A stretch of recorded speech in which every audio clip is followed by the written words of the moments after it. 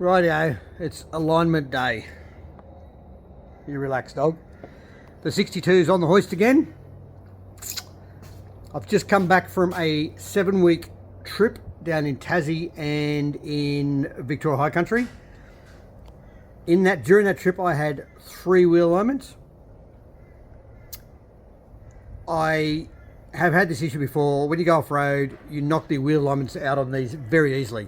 The car slides into a bit of a trench or whatever, or into a rut, and just all that weight of the car basically against the wheel knocks this alignment out. So this one or that one just knocks the alignment out. Now, there's quite a few problems I've heard of with alignment on these, and you know, the most common one, the most biggest issue I've had has been the rear arms. I've bent 2 rear lower control arms, both right hand side actually. Here's one here that I bent. I bent that one up near Chillago, there you go. Now I bent it straight through here.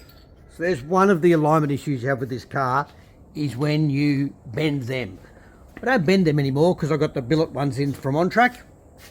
That's no dramas. Now, it's my belief they bend. Won't go too far into it, but because there's your spring, likes to sit in a nice flat spring perch. When we raise them, the standard arms are on a bigger angle, and a lot of the pressure is on down this side of the spring. I know it's a spring and it moves, but the load seems to concentrate more across one point, and I think it just kinks the arm. Both mine kink the same way. Funny enough, both right hand sides, and both going through big washouts. That's one issue I've had. Another issue I've had is this front arm here was all out one day, and I'm like trying to work out, and I've stopped on the side of the road to try and do one of my roadside wheel alignments, as I do, just by eye. When you have to do that, it's usually either that bolt or that bolt you've got to move. You'll soon see I mark them all with paint. There should be paint on there. Should be able to see some paint. Yes, there. So I mark them with paint so I can see if they've moved easily, so I know which one to adjust. But you just adjust it, you know, by eye, looking along the outside of your tyres. So you can actually look straight along the outside of the tyres, not while it's on the hoist because they're all hanging funny, but when it's sitting flat. And you'll see when you bend the arms, that's generally out there, pointing out away from the car towards the front, like just toes out. But yeah, you can usually, if it's only slightly, if you only moved one of these, you can just wind it back in. That's no dramas.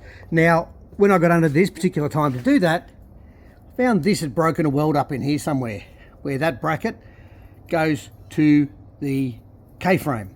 So the K-frame got replaced. So I got that under insurance because I actually went through a big washout and it just nearly ripped the back end of it out. It just, yeah, it wasn't good. But it was a big washout. I didn't see, because all shadows across the road and all the rest of it. So, and just didn't see it on the way home from Land Cruiser Park, actually. That was a while ago. Now, that's all fine. That's another issue. When that K-frame went in, while I was away on this trip, the very last wheel alignment I got, which was actually in Dubbo, we didn't bother wheel alignment it because I found a few other issues while I was on the hoist. But when they bolted the K-frame in, there's one bolt, this is on each side, so there's 2 bolts, another 2 there, and another 2 there. So 3 on each side. That one there's no bolt in it. So all the weight of the car and everything is on those back couple of bolts, which are quite close to each other. So from a leverage point of view, it's not ideal. They're both either side of the spring hat, and the other one's up the front there. So the other one is sort of what, you know, gives you that leverage and holds it in position. So anyway, so that was a bit annoying. Now, I don't know if it's been moving too much because there's not too much rust dust around it. So that didn't worry me too much. I was more stressed that going up billy goats with that hanging off was not ideal. But what happened was, when the bolts are gone, we knew they put bolts in there because the holes are all stripped. So I think they've stripped them when they put them in. But that's a captive nut inside the chassis. So that is really annoying. So all you do is get a bit of plate, a little bit of flat bar, weld a nut to the end of it, slide it in this hole here, and then put a bolt through there just to rattle up. Because I was in Dubbo and I was on my way home, and that's what we had to do. I've still got to ring the insurance company to see what we do about that, because that's a bit ordinary. I dare say they'll do nothing, but anyway, we'll see how they go. That's another alignment problem that could have caused some alignment issues. I don't think so. It doesn't look like it's been moving, so I won't call that an alignment issue at this stage. The next one, I span and check these all the time. Funnily enough, they come loose occasionally. Not loose, but you get another quarter of a turn or whatever out of them, but it's every time, which is a bit weird. These bolts here, now I've always told the big fellas at the alignment places to swing off them, because they come loose. I don't want them to come loose and it's annoying. What's happened now though, I have to work out which one it is. Right, those ones still lined up. One of them, I think it's this one. Yeah, so that divot there is pointing down this way. And on that side it's pointing that way. They should both be pointing the same way, because that's the eccentric that adjusts your alignment. Now what the bolt looks like is this. So you can see it's an eccentric bolt. They both move together, and this one is on the floor. This one is on this keyed arrangement. It's like a slot that runs in to keep it lined up, so that when you rock that, it just moves that alignment between those two plates and moves the arm in and out. Now obviously it moves between there and moves that arm in and out as you rotate it. Now obviously if they're facing different directions of both sides, the bolt's twisted, so there's no way you can align it properly with a twisted bolt. So I worked that out while I was away, and I'm guessing the washer on the other, or this side to be, I'm guessing the key, oh you can see that's meant to line up with that key, so obviously the key thing's just gone. It's the little nipple on there, it's just gone. Right, here you go. I'll just take this bolt out. You can see the difference. Yeah, see how the two guides. There's actually two guides. I didn't realise. I thought it was one. Yeah, worn away. That one's worn. That one's actually moved. It's actually just bent it round. So that's okay. So I've ordered new bolts from Patrol Apart. At the same time as I ordered them, I'll grab one. I'll show you. I ordered these other things. So there's the bolts. I ordered a few, but I got a feeling there's two different lengths, and they only show one on their website. But anyway, look at these contraptions. What you do with these, this is the next alignment problem. So we've talked about a few already. Here's the next one, is these bars here can move out slightly. That one's not too bad. That's firm in there. See, there's no real gap there or there. That one's not too bad. It's got a slight gap. That one there has about 1 millimetre of gap. That one there has none. That one has about, I would call that 2 or 3 mil of gap. And that one's got 2 or 3 mil gap this side. So what you do is, I'll go on the other side so the light looks better, I think. Here we go. So what you do with these is you bash them back into where they should be. This one's got a slight gap, so it's not too bad. I'll still knock it in more, so there's not real much slop in there. So when it moves, it's meant to hold in position. So if it's got a gap there, it can move in and out slightly and cause a bit of a rock. So what you do is you put that in there, and I'm probably going to give it a tack.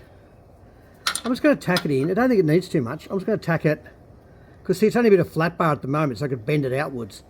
Whereas if I give that a tack there, and just up there to hold in position, that should really mean those bars can't bend out. So you buy a kit of them and it's like, must be 1, 2, 3, 4, 5, 6, 7, 8, must be 10 or 12 and whatever it is, and you tack them all in. So I'm going to do that after I get it wheel aligned. Now here's the clincher. So that's nearly every problem you can have with wheel alignment I think I've got or had. We've got most of them at the moment. Here's the next one. I've got the BFG all-terrains on at the moment. Now, while I was away on my trip and I was really getting annoyed at these alignment issues, I had a quick talk to Dave Dash, who's the 62 man from way back.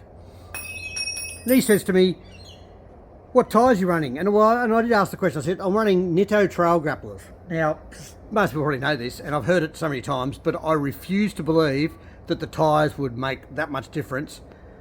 The Nitto trail grapplers on here, the wobble I got was ridiculous. What I was getting, it was really every time, after a wheel alignment, it would be okay for wobble. It was never perfect. Like, you'd stick your boot into it to go overtake a car or whatever, and this is with the tyres on 38 or 40 or whatever, and the whole back of the car would get this wobble.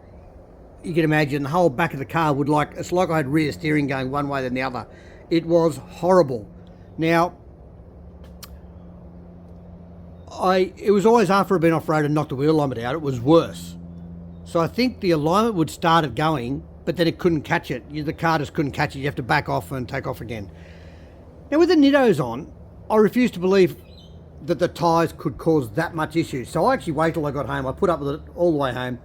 When I got home, I took the Nitto trail grapplers off, which by the way, I love them as an off-road tyre. I reckon them and the Toyos, for as far as a all-round tyre, the Toyo Open Country I think they're called, which apparently are made in the same factory, are very good. Like them both. The Nittos on this off-road were fantastic, grip level, but I refuse to believe they were helping me with this wobble. Everyone says to me I got told the sidewalls are really flexible, which makes them great off-road, but that same flexibility means there's some movement in the tyre, and that movement in the tyre, for whatever reason, moves the back of the car backwards and forwards, and it just plays havoc with this suspension system. So, refusing to believe that, I came home, I took them off without doing any changes, no wheel alignment, nothing, took them off and put these back on.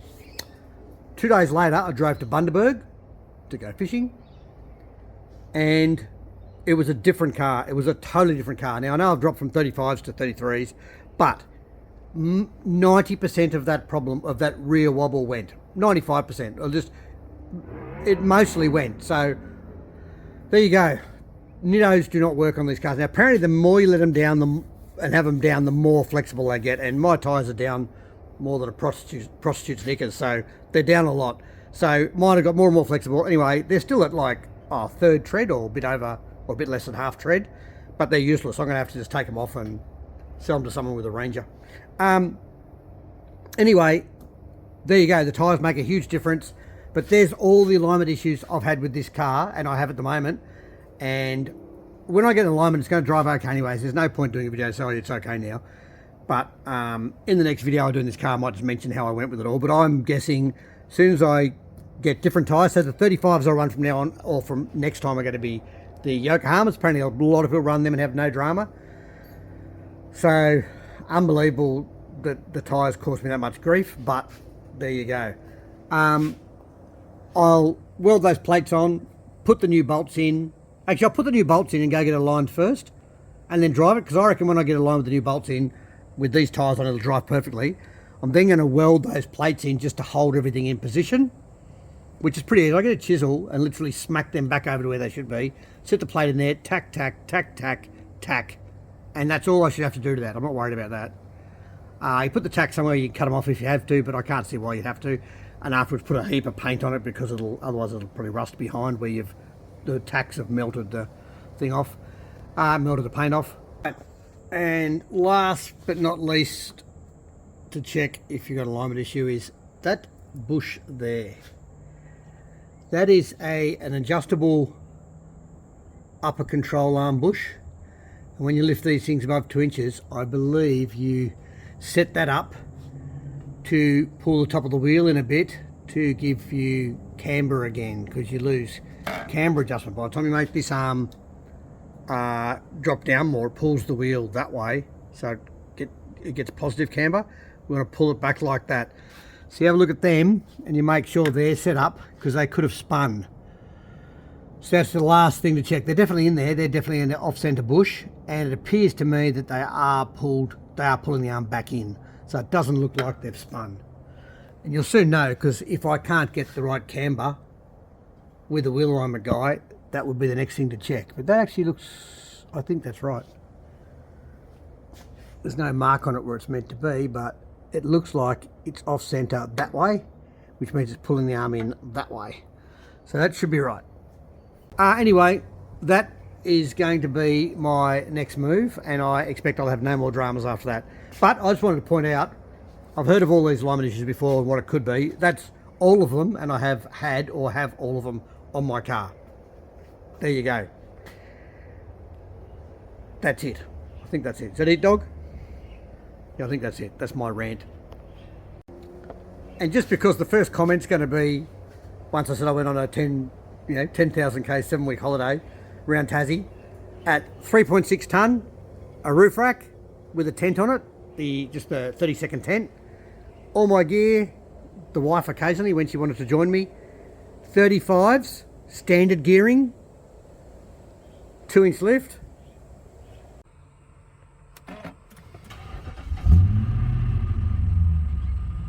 Rightio. Oops. What do we got here? Average 17.5. Righto, 7.5. So this hasn't been reset since 60 9,043 Ks. So it's done 9,500 Ks. My average has been 17.5, remembering I'm running 35s, and the speedo reads nearly bang on, so we're just going to go with that. 17.5 litres per 100. And I just went back up to that. It was sitting on 17.2, so I just went back up to that while I was sitting in the traffic on the M1. Didn't miss that at all. But 56.6 kilometres an hour average speed. So from that, you sort of can gather what sort of tracks I was doing, because we've been all through Victoria High Country, around Tassie, Climies, Henty Dunes, Cumberland, just mucking around all over the place. So that's just what it did. That's actually pretty good, I reckon.